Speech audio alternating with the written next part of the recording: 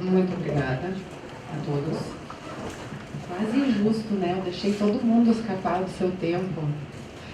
Chega para frente, chega para frente. Eu tentei fazer um exercício de costurar todas as falas, né? Porque por mais que a gente esteja aqui falando sobre o espaço urbano, a cidade, o significado da cidade, a ocupação da cidade, né? São falas muito diversas. E eu acho que essa polifonia é muito importante para a gente conseguir pensar um pouco fora da caixa quando o assunto é justamente o espaço onde a gente vive, né? O espaço que a gente cria. Tem dois pontos que me chamaram bastante a atenção, também pelo que a gente tem vivido hoje em dia, né? O primeiro é quando o Caio fala sobre urbanismo de ocupação, né? E daí essa palavra ocupação, né? Eu tenho certeza que outras pessoas também relacionaram com ocupe a rua, né? Ocupe a cidade, vem pra rua, né? Como é que a gente consegue ocupar essa cidade? Né, essa cidade que já foi pensada pelos nossos antepassados, né, e que está sendo construída diariamente. Qual é o nosso exercício de ocupação desse espaço? Daí a gente tem, então, as possibilidades da cidade móvel ou desmontável. A gente tem a possibilidade, daí Caio me ajuda, o Andrea Abranzi, qual era o nome do movimento dele? Arquizum. Então, o arquiteto italiano Andrea Abranzi, ele foi um pioneiro, né, um pensador, enfim. Qual é que está dando interferência? Deu? Tá, perdão. E ele falava sobre a cidade como objeto, né? Então era um pouco isso, desmaterializar a cidade e não ter mais grandes estruturas, e tu ter a materialização, a materialidade em objetos ao invés de grandes estruturas. Falava isso, né? Ou está me olhando com essa cara porque estou falando bobagem, não é isso? Tá. Então a gente também, dentro dessa linha de raciocínio, né? Urbanismo de ocupação, ocupe a rua, ocupe a cidade móvel ou desmontável, cidade como objeto e não grandes estruturas, né? O que é permanência? Né, que foi um ponto também que o Caio estava levantando. E quando a gente vai lá para a filosofia milenar do budismo, né, o que é efetivamente permanente? Nada, absolutamente nada. A vida é feita de impermanência. Se existe a única coisa que é certa na vida, é a impermanência. Então, como é que a gente repensa a nossa cidade? Como é que a gente repensa esse lugar que a gente, no nosso habitar, a gente cria? Né? Então, aí costurando com a Carla, como é que a gente consegue, então, nos enxergar nessa proatividade, né? Não mais nesse déficit, né? mas sim como um agir imbuído de valores, imbuído da certeza de que eu, cidadão, crio e sou criado, né? Nesse jogo de impermanência, entendendo que as estruturas estão aí para serem questionadas. Então, acho que assim, me incomoda um pouco a palavra usuário, né, porque eu também sou do design estratégico, como a Carla, né, me incomoda um pouco a palavra usuário nesse contexto, porque eu acho que a gente, mais que usuários, sim, somos usuários, né, porque a gente já recebe muita coisa passivamente dentro daquele raciocínio de que estamos aqui para usufruir de algo que o governo deve nos dar ou o outro deve nos dar, então a gente vem de uma mentalidade assim. Então, nesse ponto a gente é usuário, mas eu acredito que cada vez mais a gente está partindo para um elemento de cidadania, no sentido de eu, cidadão, crio com as minhas ações. Né? Então, eu tenho o poder de ocupar essa cidade. Como é que eu consigo ocupar? Como é que eu consigo ocupar o meu lugar de fala nesse espaço que me constitui, que constitui a minha cultura? E eu acho que aí, quando a gente consegue enxergar essa ação que está nas nossas mãos, a gente também começa a perceber uma noção de presente mais forte, num sentido de causa e consequência. O que eu estou fazendo hoje vai construir essa cidade do amanhã. Né? Então, a cidade do futuro é aquela que eu estou construindo hoje. e aquela que eu recebi do meu passado também, que eu tenho como legado. Né? Então eu acho que a gente vem numa mudança de paradigma muito forte, muito grande e muito interessante. E muitas vezes eu me pego pensando assim, uau, que incrível, eu estou vivendo esse momento. Eu estou vivendo um momento de uma ruptura muito grande, de uma mudança de paradigma muito grande. Quão fortunados nós somos, né, de podermos estar nesse momento sendo protagonistas e sabendo que somos protagonistas. Né, isso é bem interessante da gente observar, esse papel que a gente pode hoje desempenhar. E o segundo ponto é justamente essa questão da inteligência. Né? Então, se a gente enxerga a inteligência como automação de projeto, né, e onde é que estão as outras inteligências? Né? Onde é que está a inteligência que valoriza o aspecto humano, mas não só humano? Onde é que está a inteligência ecossistêmica? Onde é que está a inteligência que dá conta da complexidade ecossistêmica? O que é uma complexidade ecossistêmica? A gente tem que se entender como seres pertencentes a um todo muito maior do que uma sociedade humana.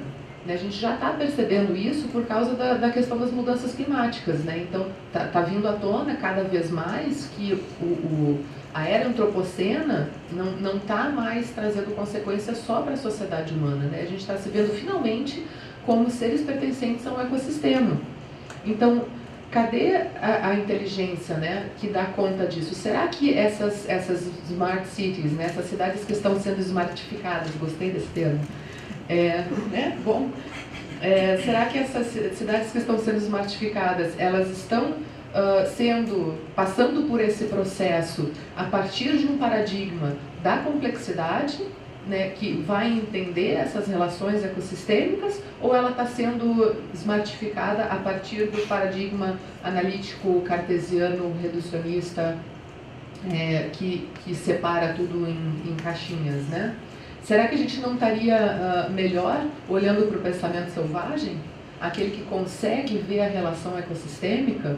Aquele livro do Levi-Strauss, O Pensamento Selvagem, é maravilhoso, porque vai mostrar que o pensamento selvagem, ele não é primitivo, ele é um pensamento ecossistêmico, ele é um pensamento de observação, ele é tão científico quanto o pensamento que o olhava de cima como se ele fosse inferior. Só que é outro tipo de raciocínio, é outro tipo de cognição, né? Então, esse smart que está vindo a partir da tecnologia, né? A tecnologia também é o mesmo raciocínio. A gente cria a cidade enquanto está sendo criado por ela, a gente cria a tecnologia enquanto está sendo criado por ela também. Né? E daí, dentro desse universo de tecnologia, vem várias palavras que foram citadas aqui nas falas. Né? Tem apoteose, adorei essa palavra.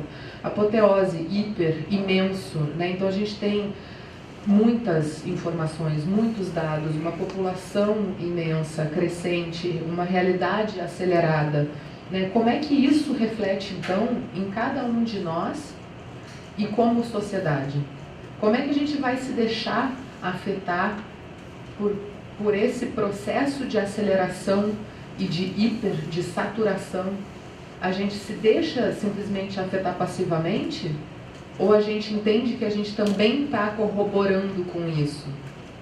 Nós não somos simplesmente passivos espectadores dessa vida. A gente está na nossa passividade, então, se escolhermos ser passivos, a gente está com a nossa passividade também criando.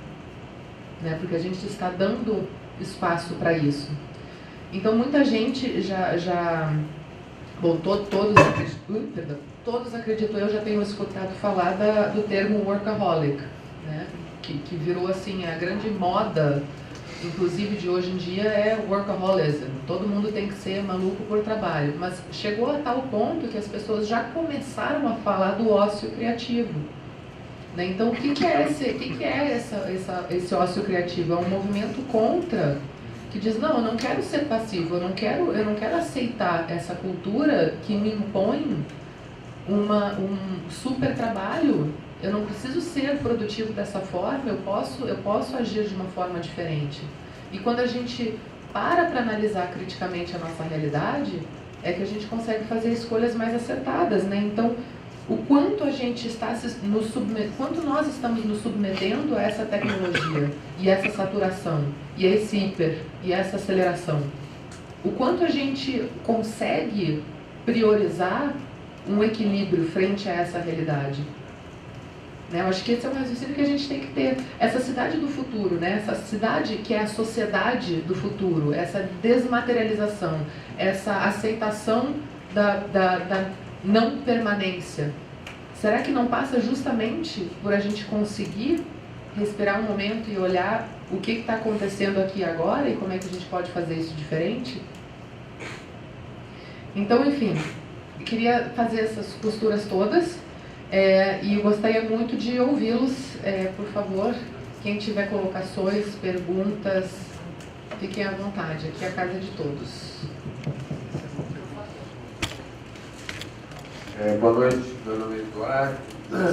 Eu queria só fazer um anúncio. Eu faço um festival de cinema chamado Mob Film, Festival de Cinema sobre Mobilidade e Violência de Trânsito. Esse festival aconteceu em 2016 e 2017. Em 2016 nós recebemos 300 filmes e em 2017 o festival foi menor, nós recebemos 100 filmes. Filmes de tudo que é tipo. Mas tinha era filme de ciclista, claro, mas só que nenhum filme sobre Smart City, jamais, nunca. Esse não é um assunto, então é um assunto muito restrito ainda. Eu estou contando para vocês, para convidá-los, o festival vai ser dia 30 de novembro e 1º de dezembro no Unibis Cultural, estão todos convidados, a entrada livre.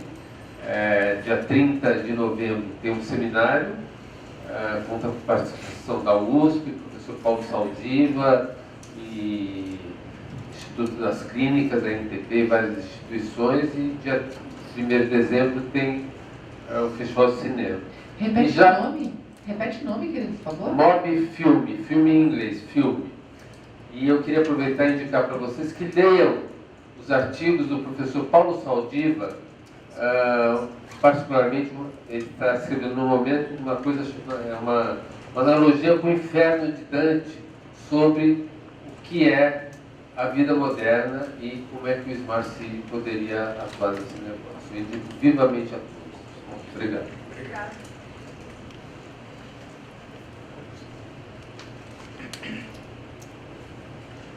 Boa noite, o meu nome é Levi, eu sou professor do programa de mestrado em Smart Cities da Uninove, de São Paulo, e com os meus alunos, hoje eu daria aula, resolvi trazê-los para cá, que acho que era um momento importante da gente ampliar essa discussão. Eu queria trazer só, na verdade, uma contribuição, também no sentido...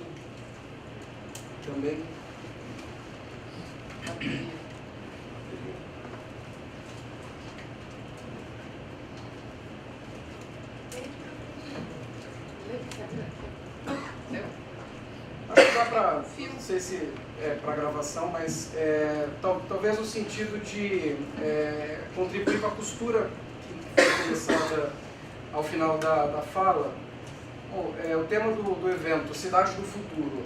Acho que a cidade, pela sua própria conformação, ela está condenada ao futuro.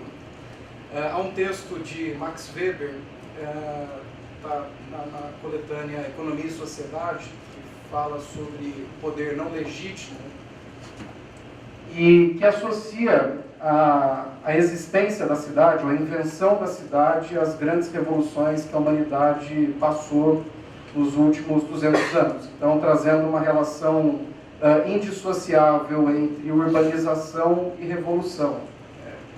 Isso nos permite falar que a questão da inteligência, ou Smart City, se a gente preferir, eu gosto da expressão Smart City porque considero um conceito ainda em construção e, por estar em construção, é um conceito em disputa.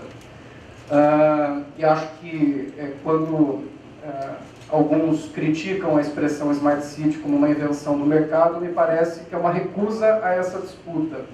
É uma disputa que pode ser muito mais produtiva, muito mais construtiva. Que exatamente pela conformação do território e ocupação do território pelas pessoas, a cidade aproximou as pessoas, ela permitiu que pessoas diferentes passassem a interagir, passassem a efetuar trocas, passassem a ter uma dimensão de interação muito mais rica do que quando a humanidade vivia na zona rural. E acho que o futuro das cidades e a ideia de inteligência vai muito nesse sentido. A própria tecnologia, que é comumente associada à ideia de Smart Cities, na verdade é uma produção humana, e uma produção que só se tornou possível pelo fato das pessoas estarem vivendo mais próximas, interagindo e construindo. Então, acho que o olhar deve se voltar muito mais ao padrão de interação que as cidades proporcionam, ao tipo de urbanização que essa interação produz, e quais são os potenciais, as oportunidades e os campos que se abrem por meio dessa interação. A tecnologia vem como um produto disso, e o tipo de tecnologia que teremos e o tipo de solução que teremos, de certa maneira, é determinado por esse padrão de interação que a gente produz. Mas isso é só uma provocação, não é, na verdade, uma questão. Acho muito legal, Levi, esse ponto, e eu gosto muito também, eu, na verdade, sou bem crítica ao termo Smart City, mas eu gosto dessa tua leitura, porque, na minha visão, o Smart City, ele trata o cidadão como um consumidor da cidade, no sentido de, tá aqui, me dá teus dados aqui, deixa que eu centralize essa história aqui, eu vou analisar esse negócio aqui, eu vou melhorar a interação para você e você não tem que fazer nada. Continua aí andando no seu carro, continua andando aí na estrada que eu vou fazer com meus sensores essa coisa acontecer de forma mais... um fluxo que aconteça de uma forma mais, enfim, equilibrada, inteligente, e eu vou precisar de infraestrutura aí. Então, o governo me dá dinheiro aí que eu vou botar umas fibra ótica, vou botar uns sensores, vou botar um semáforo inteligente e tal, para fazer com que essa coisa aconteça. E aí, ano passado, eu tive a oportunidade de conhecer um movimento que chama Fab City. E eu achei muito interessante porque, para mim, ele é esse contraponto que traz essa visão que você tá trazendo, que é a cidade que a gente fabrica. Então, é um movimento dos Fab Labs, né, dos laboratórios de impressão digital e de esse olhar do cidadão como maker, no sentido de que nós, sim, vamos transferir esses dados, mas esses dados vão ser feitos de forma distribuída, então a gente pode ter, sim, eu posso ter em casa um sensor, mas eu vou usar esse dado junto com a Coral, junto com o meu vizinho, e assim a gente domina o dado, a gente usa esse dado que a gente... Existem algumas coordenações e facilitações para esses dados serem coordenados e a gente fazer coisas com esses dados, mas ele questiona principalmente o jeito da gente consumir, da gente viver e da gente produzir. Né? Então, muito conectado à ideia de economia circular. Vários conceitos, mas que é justamente essa ideia de que, beleza, a gente pode importar dados, então eu vou importar um projeto de como eu posso fazer, de repente, uma fabricação de roupas usando bactérias, para que eu não use tingimento químico, mas eu uso a bactéria para fazer o tingimento da minha roupa. Só que, em vez de usar uma bactéria que vem da China, eu uso a bactéria do meu banheiro. E isso já está sendo feito. Então, eu fui lá no evento e a menina dizia assim, gente, peguem cotonetes, vão pra rua, né? Use seu vaso. Vamos catalogar as bactérias do mundo para a gente ver, de repente, uma bactéria que seja a mesma no Brasil, possa ser uma na China, enfim. E aí a gente começa a fazer um outro tipo de inteligência que nos ajuda a chegar nesse ideal que você falou. Então eu gosto muito desse conceito de Fab City. É também um conceito em construção, porque as pessoas não sabem o que é uma Fab City. Hoje no Brasil a gente tem Curitiba, Belo Horizonte, Sorocaba e Campinas como Fab Cities. Eles se inscreveram e fizeram um compromisso de até 2050 se tornarem cidades autossustentáveis.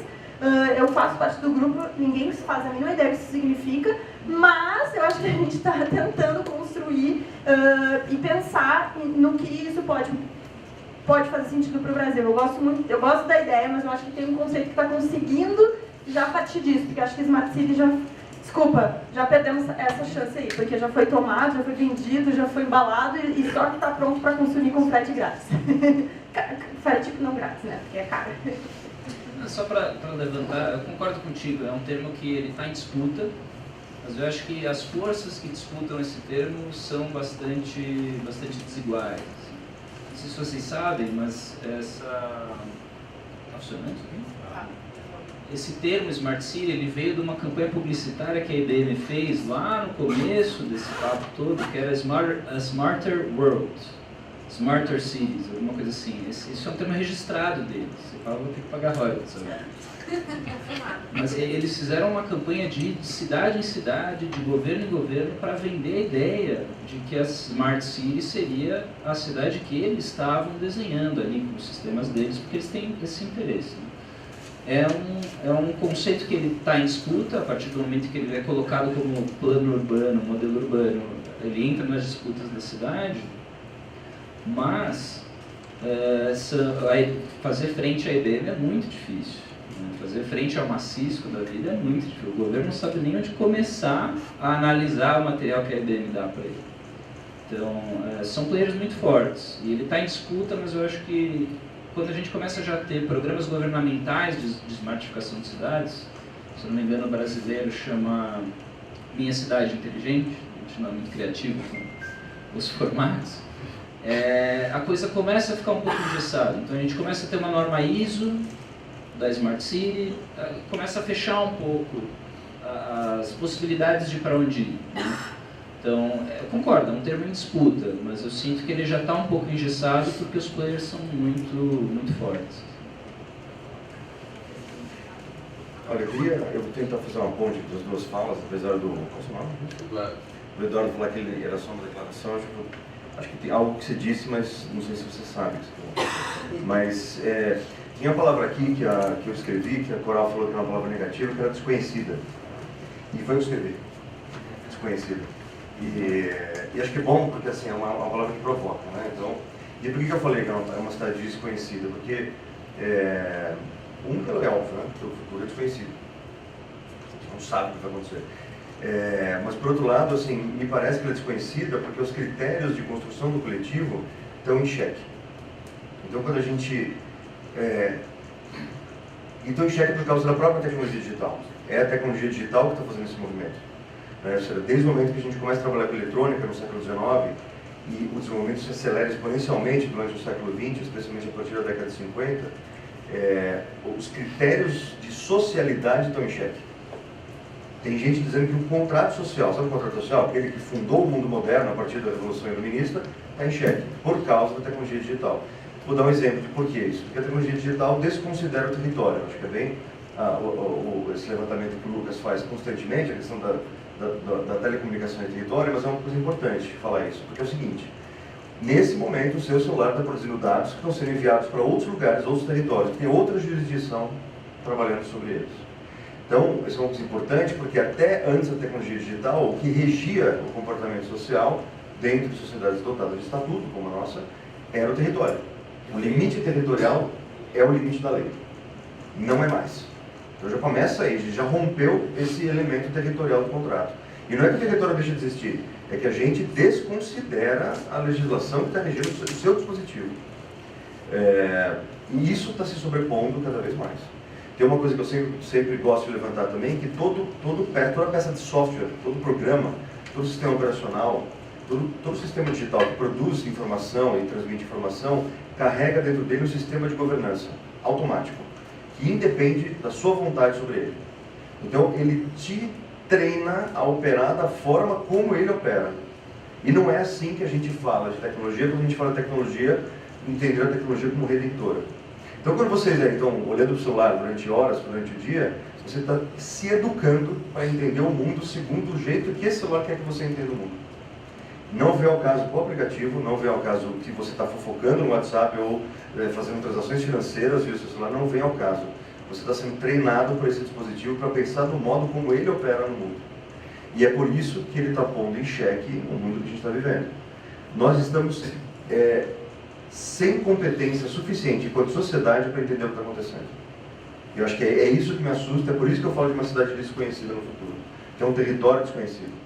E não há explicação reducionista que dê conta disso. No sentido de, é fácil, eu sei como é que é, faz isso e pronto, a gente vai chegar no lugar. Não sabemos.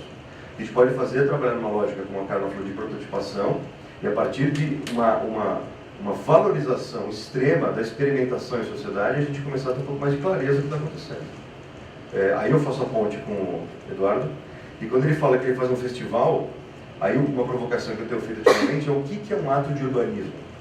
Se até 20, 30 anos atrás o urbanismo era edificar infraestrutura, edifícios, e hoje em dia a gente pode dizer que talvez o urbanismo seja criar um aplicativo como o Waze e disponibilizar ele, e entendam, eu não quero dizer que esse ato é bom, ele é ok.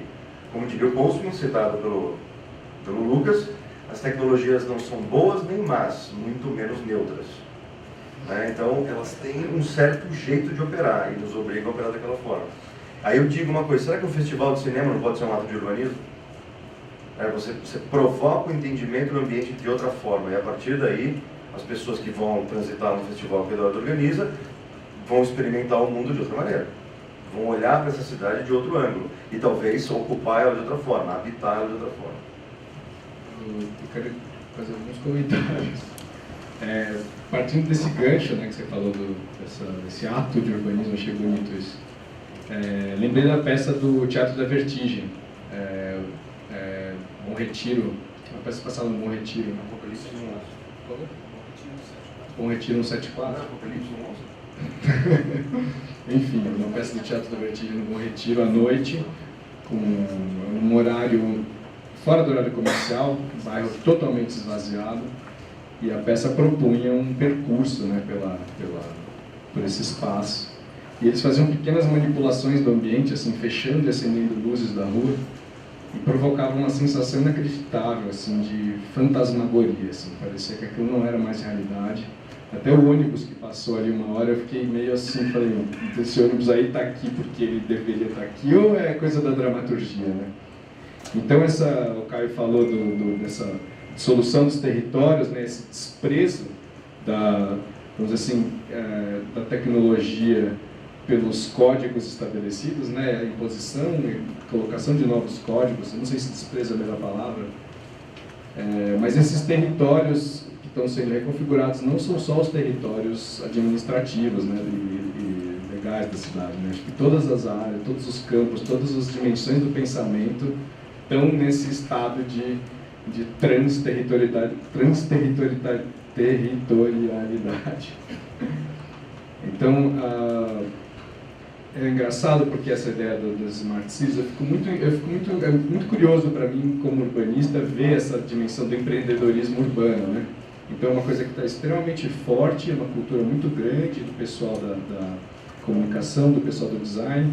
E aqui tive um insight aqui em relação ao que o Caio falou da cidade quaternária, né? É muito interessante pensar se esse cara que trabalha pela cidade, que quer modificar o ambiente dele, ele é um indivíduo autônomo na sua decisão, ou ele é impelido por esse ambiente tecnológico a se tornar um funcionário da cidade. Se ele, nesse momento, se torna uma espécie de terceirizado na prefeitura, não remunerado, sem nenhum tipo de lugar jurídico. Então eu sempre penso assim, que à luz dessa reforma trabalhista que está acontecendo agora, ao invés de a gente pensar nessa transição do industrial para o serviço, a gente ainda está lá no industrial. Talvez a gente devesse focar nossas energias em pensar e construir essas novas relações profissionais, né? Esse enorme leque de profissionais que estão trabalhando nesse quarto setor, certo? Que são professores, são designers, são artistas, são produtores, são músicos, são a potência da sociedade, certo? É o que torna todas as cidades interessantes, instigantes, certo?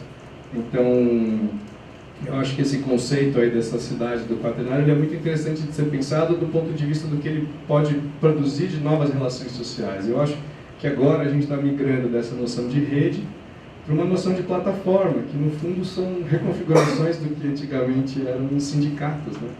Você regula o mercado, você cria reservas, você está reconfigurando o trabalho coletivamente. É muito legal de ver. Mas, Lucas, eu estava discutindo esses dias com uns amigos, que é o quanto a gente está colocando de confiança nessas plataformas, sem saber de fato o que rege, o que algoritmos elas usam para fazer essa mediação, né? Então, por exemplo, coisas bobas, como um amigo foi pedir um Uber, Cabify, sei lá, não estava conseguindo, estava dando, sei lá, 50 reais, 40 reais a taxa, né? E aí ele pensou assim, pô, tem que pegar um táxi, pegou no ponto o táxi, e pergunta pro cara, tá, você aceita cartão? Ele aceita. Quando ele chegou lá, deu 20. E aí, assim, quando que a gente confiou que o Cabify e que o Uber sempre vai dar a menor tarifa? Né? Não era dinâmico, era qualquer horário normal do dia, né? Então, assim, a gente passou a confiar que o Waze vai nos dar a melhor resposta, que o Google Maps vai nos dar a melhor resposta, que o Uber sempre vai nos dar a melhor resposta, mas será mesmo, né? Que algoritmo que eles estão usando? Qual é a técnica que eles estão usando? A gente não sabe, isso não é aberto, né? Então, a cada dia muda. E aí a gente está deixando de ser autônomo, né? Um pouco do que a Coral falou. Até que ponto a gente está? Se a gente está passivo, a gente está deixando que o outro tome a decisão pela gente, né? Então, eu não sei, eu estou muito questionando também um pouco dessa ideia de plataforma, que é até que ponto ela realmente cria essa cidade que a gente quer, né? Eu estava conversando esses dias com um motorista de Uber, ele falou que isso dados de talvez uns 3 meses atrás, que o Uber faz 1 milhão por dia, então, aqui em São Paulo. R$ 1 milhão por dia ele lucra em São Paulo. Então, óbvio que ele vai fazer, deve ser mais, né? Ele quer o máximo de motoristas ganhando o mínimo possível, que para ele é um impacto muito grande, né? Então, enfim, começar a se questionar também que plataformas são essas que a gente quer, né? Eu posso só falar, que plataforma que eu estou pensando, não necessariamente Uber, Airbnb. Claro. Eu estou pensando assim que a tecnologia permite novas formas de você arquitetar redes de cooperação. Sim. Então, eu tenho um caso em Nova York de uma rede de faxineiras latinas. Então, um grupo de programadores desenvolveu um sistema para elas poderem serem contratadas e regular o preço do trabalho delas, para elas protegerem de eventuais abusos e classificarem os seus clientes, certo? E no momento que criou o efeito de rede, que isso teve uma certa robustez do sistema, esses caras saíram do processo e deixaram a plataforma na gestão delas. Então eu fico pensando agora pensa na sociedade, pensa a quantidade de possibilidades de coisas desse tipo acontecerem. Eu vou concordar com o Lucas. Aqui no Centro Ruth Cardoso, a nossa missão somos uma plataforma de articulação, fomento, cocriação e disseminação, né? Então, eu realmente também vejo a plataforma como esse lugar que possibilita as conexões e possibilita essas diferentes articulações, né? Que podem gerar, aí sim, uma plataforma virtual ou, enfim, outros tipos de plataformas que a gente conhece, mas eu vou nessa direção também. Eu queria saber rapidamente, alguém aqui mudaria a palavra que escreveu ali no flipchart depois das falas? Ninguém mudaria. Que bom. Eu nunca vi o flipchart. Eu não sei se você sabe para a pergunta, porque eu posso só fazer um comentário sobre a plataforma? Tem um aspecto aí a provocação que eu fiz agora há pouco, a gente está numa crise epistemológica, né?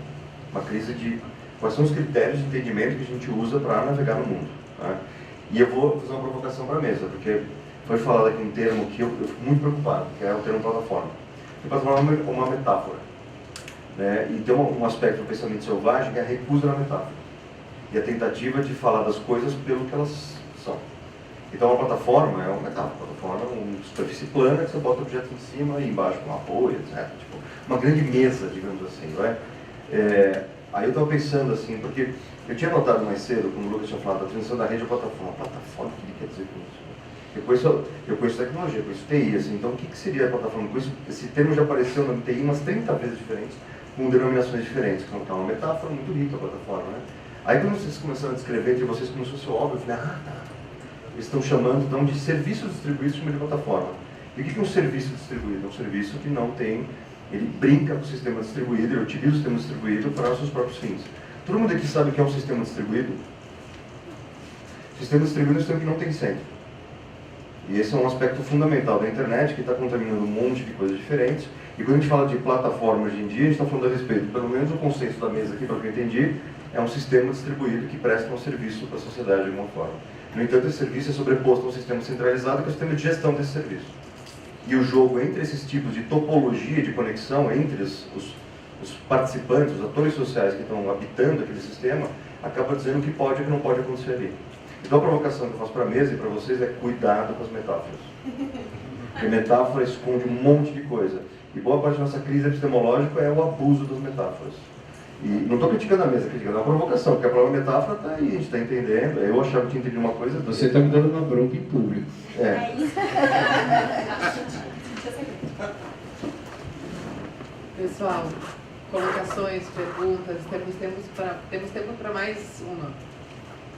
Microfone.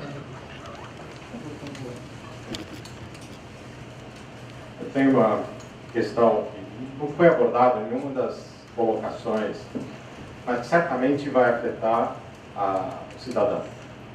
Toda essa tendência, todas essas preocupações têm um objetivo de fazer com que a sociedade, ou o ser humano que vive em sociedade, possa viver melhor.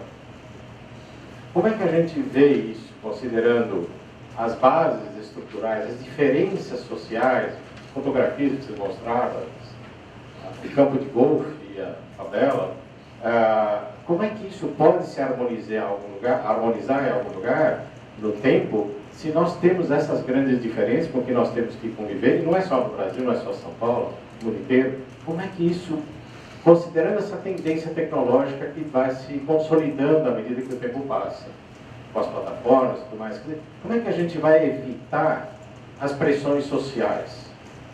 Que esse processo, de alguma forma, vai nos levar, dada as desigualdades que as bases têm. Posso responder? Então, seguindo na linha da provocação do Caio, para não falar em metáforas, eu acho que é tudo uma questão de disputa de poder político. Nós temos uma questão de disputa pela cidade, de disputa pelo futuro, pelo imaginário de como esse futuro vai acontecer. Então, eu acho que hoje a gente não tem as ferramentas cognitivas para desenhar esse futuro de uma forma diferente. A gente tem que criar essas ferramentas. Eu acredito que, por exemplo, se uma pessoa que está envolvida, eu vou generalizar aqui, vou ser grosseiro, vou generalizar. As pessoas que estão, por exemplo, comandando as iniciativas de Smart City, se você pega uma pessoa dessas e coloca numa favela daquelas, não vai nem bater a experiência que ela vai ter da realidade com a capacidade cognitiva que ela tem de simbolizar isso para dentro dela, para entender depois. Então a gente não tem capacidade de registrar esse grau de desigualdade. E isso é muito delicado, porque se as pessoas vão daí fazer os sistemas, fazer os processos que vão regir o imaginário por trás da cidade do futuro, a gente tem que dar um jeito de garantir a coexistência dessas diferentes percepções, desses diferentes imaginários, para poder ter uma diversidade, poder ter uma realidade que contemple essa desigualdade. Então acho que aí a gente fala de política de acesso à universidade, por exemplo. No momento em que uma pessoa que vive aquela realidade puder ter acesso ao poder para tomar uma decisão do que vai ser a Smart City, aí pode ser que a gente chegue num lugar diferente. Então, acho que tudo, no fim das contas, se trata de uma disputa de poder, como é há, sei lá quantos anos. Aí o Caio pode talvez falar melhor do que eu, se tiver algum historiador aqui na plateia, mas são questões que são antigas. É tudo uma questão de disputa de poder que hoje está materializado, acho que maximamente na cidade. Então, acho que se a gente quer a cidade do futuro para viver melhor, hoje a gente tem que se perguntar melhor para quem, porque o melhor para mim vai ser o pior para outra pessoa. Acho que a gente tem que pensar em como... Eu vou só uma frasezinha. Em cima disso que eu acabaste de colocar, e em cima de uma coisa que você disse, será que nós temos que evitar pressões sociais? Eu fiquei também com essa pergunta, né? Essa frase martelando aqui, mas eu acho que justamente indo na contramão. Nossa, ó a pressão social, ó a pressão.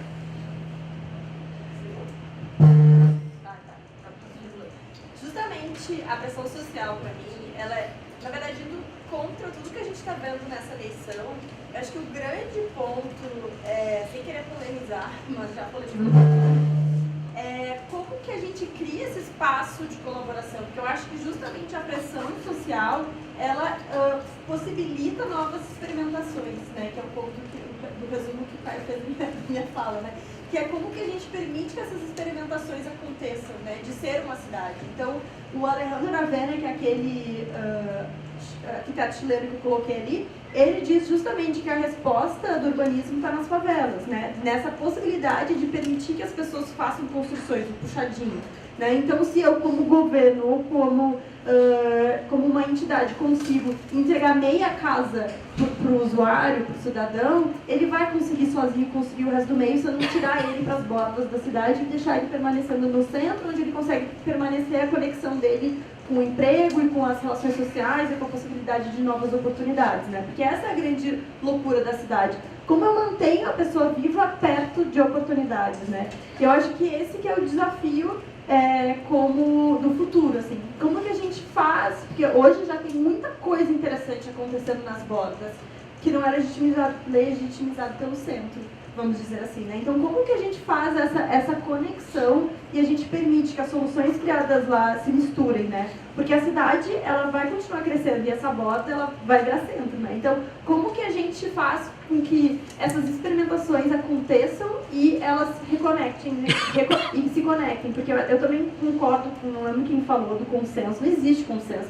Essa ideia de que a gente vai chegar numa solução única ou uma solução que centraliza tudo não vai acontecer. Eu acredito nesse ideal descentralizado. Agora, como que a gente faz com que essas experimentações se tornem políticas públicas, para que mais gente se beneficie dela? Então, eu acho que quanto mais a gente permitir que exista, que a gente crie essa mentalidade de fazedor, né? Então, por exemplo, a cidade de São Paulo tem uma coisa muito interessante que são os Fab Labs hoje, esses laboratórios de fabricação digital livres, públicos, estão espalhados pela periferia. Tem 12 laboratórios espalhados pela periferia. As pessoas sabem usar, às vezes as pessoas não sabem usar uma régua, mas ela está em contato com isso, ela está enxergando isso, né, e está tendo acesso a isso. Eu acho isso muito importante para a gente começar a criar essa mentalidade do fazer e do experimentar, para que as pessoas possam se sentir empoderadas o suficiente para criarem a cidade que elas querem, o bairro que elas querem, a rua que elas querem. Porque quando a gente começa a ter uma rua que faz sentido, que ela pode ter a estética que a gente quer, porque o nosso costume é ter aquela estética de TV, né? Eu digo lá na praça, o pessoal olha o lado e fala assim, ai, mas esse lado tá sujo, né? Porque ela tem um olhar da indústria arquitetura e construção, né? Que é aquele lado japonês, com fundo de azulejo, né? Com uma queda d'água, com musiquinha. Não, ele tem planta, tem peixe, tem sapo, né? É sujo no sentido, né? É preto, é marrom, é esfumaçado, né? Não é transparente. Então, a gente tem que se acostumar a olhar para essas coisas com um olhar positivo e permitir que essas coisas aconteçam, para que daí a gente tenha essa mistura e essa mudança de patamar entre as diferentes áreas. Fiz claro, eu vou dar um pouco isso, misturar. Vai falar? Qual é o seu nome? Abrão. Abrão, pode não parecer, mas eu sou um cara muito otimista. Só que eu acredito muito no otimismo realista, que é do tipo, o que a gente tem que enfrentar para chegar lá, e o que a gente tem que superar, né? E uma coisa que tem me preocupado muito ultimamente, que eu acho que é um pouco um ato de desespero social frente a essa confusão toda, é uma coisa que eu vi anos atrás sendo resumida numa frase de um evento de ampla visibilidade aqui em São Paulo, não vou ficar citando porque eu não quero pisar no calo de ninguém, mas que era menos teoria e mais prática. Não sei se vocês lembram disso, apareceu num evento de grande visibilidade. É um slogan, foi repetido bastante. Em outros lugares tem assim um certo, uma desconfiança de um trabalho teórico mais aprofundado, como se não fosse dar em nada. Essa coisa de acadêmico, e vai lá, escreve, e faz um monte de coisa, e você engaveta aquela pesquisa, não dá em nada, né? E o que eu estou observando é uma sede, uma sanha de realização acelerada, de fazer um monte de coisa, realizar, a partir de uma estruturação epistemológica que não dá conta dos próprios fatos que a gente está vivendo. Isso está me preocupando bastante, que eu acho que tem um pouco a ver com aquela fala do Gabriel mais cedo, que é o incremento de eficiência em coisas que são horríveis. Por exemplo, você fazer um sistema de extermínio humano altamente eficiente é uma coisa absolutamente absurda. Maluco. Isso foi feito na Segunda Guerra Mundial. Então, a eficiência não quer dizer algo bom, né? Acho que é bom levantar essas questões, né? E a gente fez... Oi? Com tecnologia IBM. Então, com tecnologia IBM. Vocês sabem, né? Teve a história famosa, né, do conluio entre IBM e um certo poder europeu ensandecido. E aí, essa ponte que o Gabriel fez entre a eficiência e a termodinâmica é interessante, né? Porque a termodinâmica é a nossa herança epistemológica.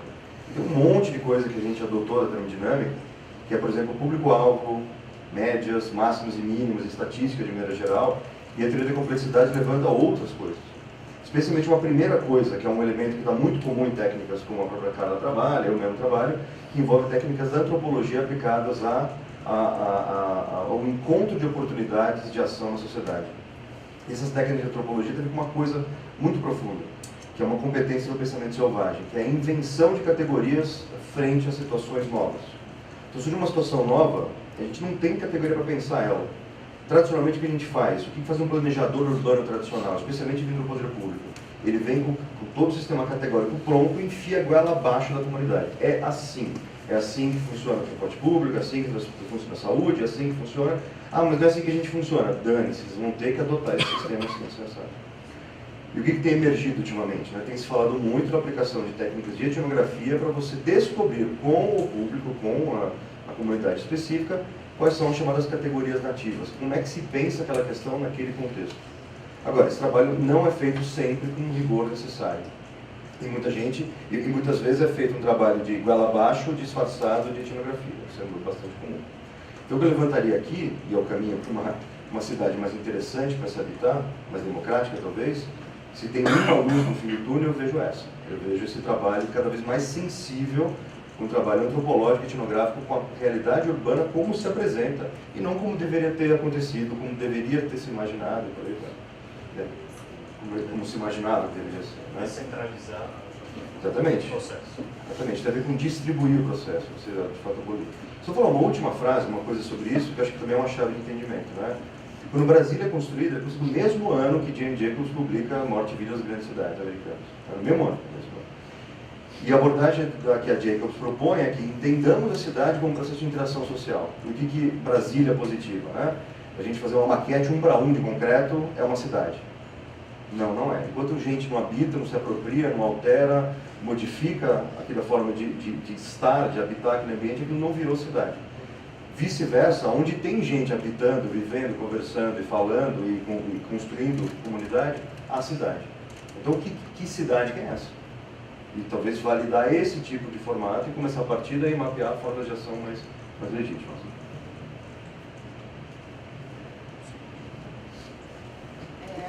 Eu já extrapolei um pouquinho o nosso tempo. Deixa eu lhe perguntar, você que estava ali atrás. É uma colocação rápida? Sim. Ótimo, perfeito, por favor. Eu, na verdade, estava me segurando, mas com o professor Caio, a provocação foi muito grande, eu tive que falar. Na verdade, eu penso numa cidade que está muito próxima de mim e que tem sempre me incomodado, que é a Cracolândia. Né? E eu vejo ali que tem muitas coisas e eu estou até me forçando a fazer essa pergunta, porque é um artigo que, dentro do mestrado que eu estou fazendo, eu estou aluno do professor Levi, na Uninove, e como pensar a Cracolândia não goela abaixo, né? Então, o artigo e o trabalho que eu estou querendo desenvolver é ir lá na Cracolândia para um questionário e perguntar para as pessoas que vivem na Cracolândia, lá dentro da própria Cracolândia, o que eles gostariam de ter como cidade, né? Então, o que eu gostaria de saber, isso do professor Caio, a Cláudia, o Lucas e Gabriel, se pudessem realmente, rapidamente, como é que vocês enxergam? Porque quando a gente está falando de futuro, eu vejo sempre uma coisa para depois, mas a gente tem a Cracolândia, que é algo que, na verdade, aquele espaço foi ocupado por eles. E toda vez que alguém tenta, lá, qualquer prefeitura, espalhá-los, eles voltam e ficam naquele espaço novamente. Então, alguma coisa tem que ser feita no sentido ali. O que vocês gostariam, vocês que moram aqui, como é que seria a cidade ideal para vocês, no presente, não tanto no futuro, para já? Eu vou tentar ser super rápido nessa colocação. Eu diria, qual é o seu nome? Mário. Mário.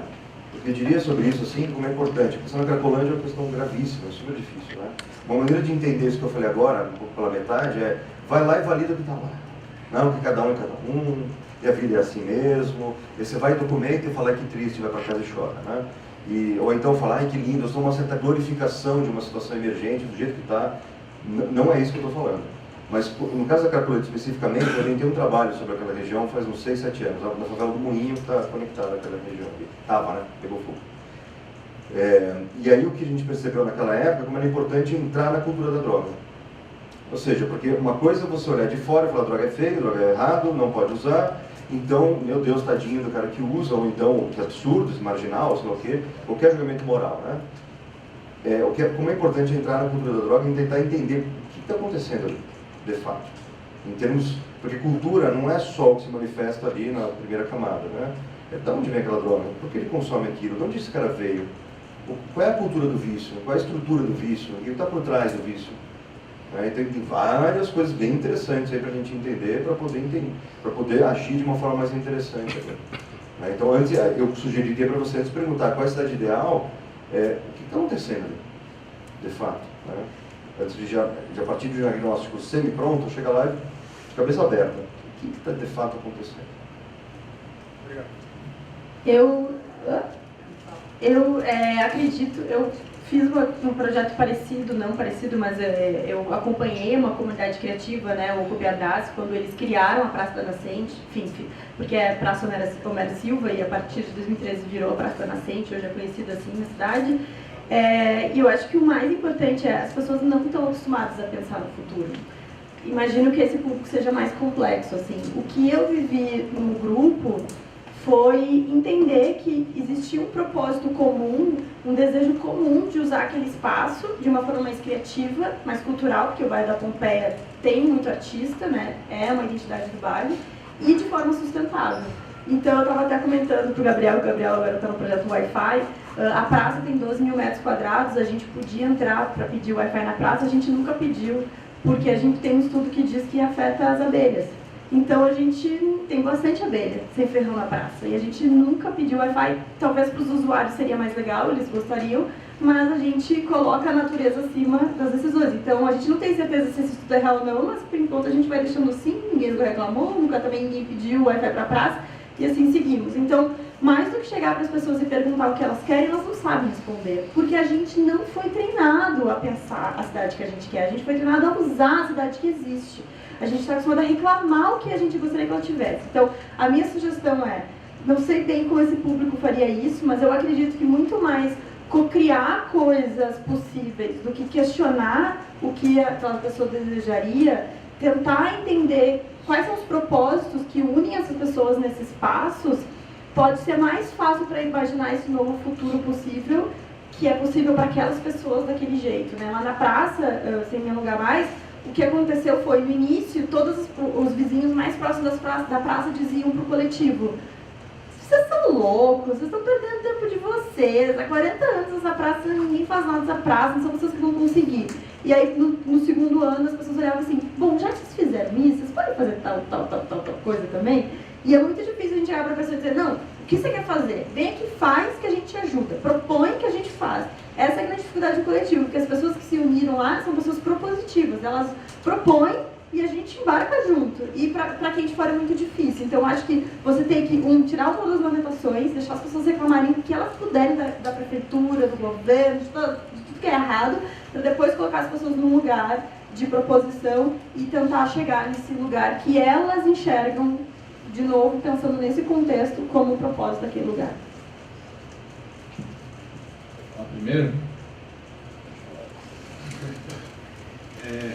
Bem, é uma provocação e tanto, porque essa pergunta é uma arapuca, né? Porque ela é uma gincana, eu chamo de gincana de tabus, né? Você desvia de um, cai no colo do outro. Então, acho que tem eu não saberia endereçar exatamente esse contexto, acho que ele requer bastante erudição assim, sobre o problema. Eu acho que a gente não tem soluções mágicas, né? A tecnologia não é uma panaceia, ela não vai nos trazer revelações, né? Tipo, nos sonhos e tudo mais. Eu acho que tudo se pressupõe um enfrentamento esclarecido da realidade. E hoje isso não é pouco dizer isso. A gente está com uma dificuldade, eu digo assim, se esfregarem a realidade na nossa cara é capaz de a gente não reconhecer. Certo? Então a gente está com uma dificuldade de pesar o real, certo? E ver que aquilo de fato está acontecendo é uma coisa muito preocupante, certo? Por isso que eu falo do efeito narcotizante da tecnologia. Então, mas eu tenho, indo à sua provocação final, tenho eu não sei, são ideais, né? Mas a gente tem algumas ideias que a gente tem trabalhado lá nos Cenários Urbanos Futuros. Aliás, todos convidados a participarem, quartas-feiras, quinzenalmente, lá no Mobilab. é a ideia de que a psicologia ambiental, Environmental Psychology, ela diz que a gente está consciente de apenas 10% da influência do espaço e do entorno sobre as nossas ações. A gente tem 10% de consciência. O resto influencia a gente sem nós percebermos. Então, o Buckminster Fuller, que é outra referência constante nossa, aqui é ele que era um arquiteto, matemático, filósofo, poeta, artista, performer. Ele dizia, se você quer mudar uma cultura, mude o ambiente. Então, por isso que eu digo que sociedade é essa que está sendo desenhada no momento em que a gente transforma todos os nossos artefatos em elementos vivos, né, animados, que produzem dados, que estão inseridos nessa rede de informação. Então, no momento onde essa informação está abundante, acessível, etc., ou está num viés de universalização, né, ou esses acessos às interfaces digitais, aos bancos de dados, é curioso a gente falar em educação. É engraçado, você olha para a escola e fala assim, a escola está antiquada, a escola não está dando conta, o aluno não respeita mais o professor não tem mais autoridade na sala de aula, né? Tipo, e aí tem essa pressão para se começar a substituir de uma maneira um tanto literal processos que aconteciam presencialmente por processos que acontecem remotamente. Então, faz sentido que a educação se restrinja ao espaço escolar. Então, a minha ideia de cidade do futuro, que eu acho que tem que ser uma cidade urgente do presente, é a cidade se tornar uma grande escola, é o ambiente urbano pedagógico, certo? Então, a gente quer que a educação e a consciência fique restrita ao cercadinho da educação e consciência, que é a escola, certo? Que está vivendo sérios problemas de confinamento espacial, de claustrofobia, diante de um universo altamente acessível que a gente tem. Então, a cidade precisa ser agora cuidada por nós, certo? Eu acho que toda essa tecnologia que a gente tem hoje permite a gente olhar de novo para a cidade.